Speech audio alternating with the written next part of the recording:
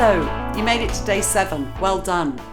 That shows that you really take this stuff seriously and are committed to beating burnout, avoiding that sense of exhaustion, and really begin to find a healthy work pace that works for you and that allows you to integrate the important stuff of work with the other important bits of your life.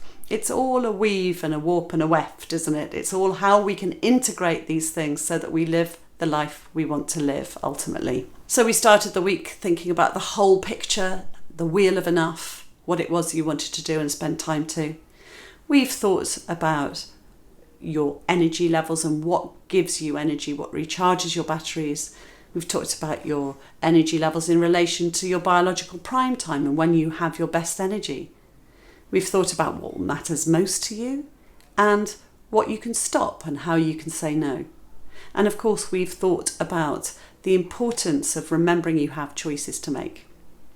Today is all about how you can embed these by small, incremental habits.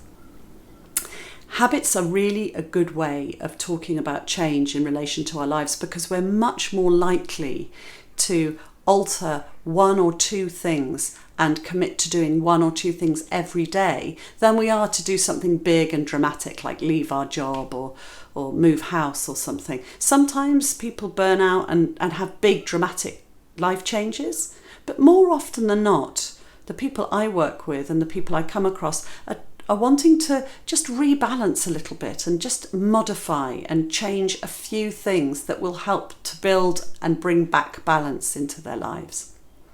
And we do that by making small habits. So think back to one of the things that we've talked about this week and think of something that you want to do and prepared to commit to yourself to do, and how that could break down into something you could do each day, a small thing.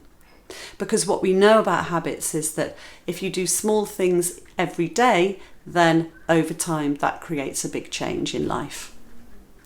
One of the things I've learned about habits is that it's not just thinking about one thing to do. That would be our goal, if you like. So it's not just saying, right, I'm going to stop work at 4 o'clock on Thursday. That's useful and it's a good starting point. It's not just thinking about the process of how we're going to change what we're going to do. So we talked quite a lot about different processes, about how we can say no or how we can identify our energy patterns. It's not just about doing that or making it easy for you to stop work on Thursday at 4 o'clock, 5 o'clock.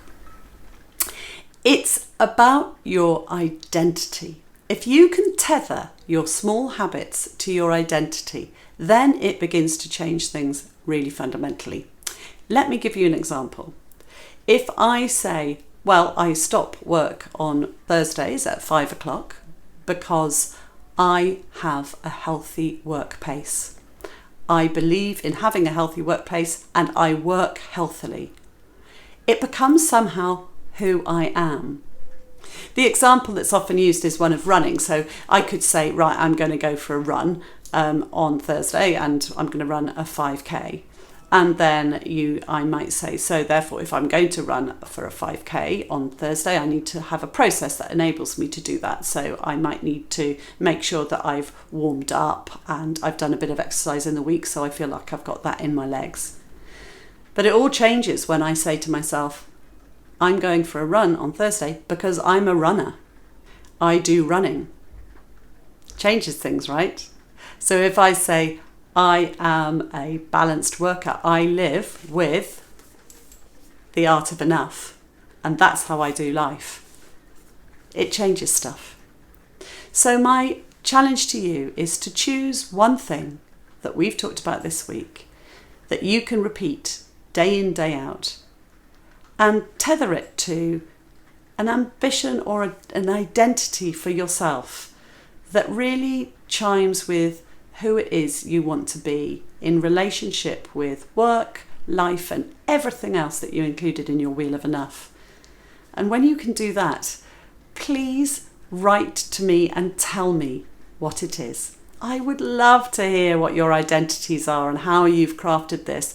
And I would also love to know what tiny habits and adjustments you're making to your lives that make a difference to you, so that you can create a healthy work pace and create habits that support that, and ultimately live with the art of enough, which is what I'm all about.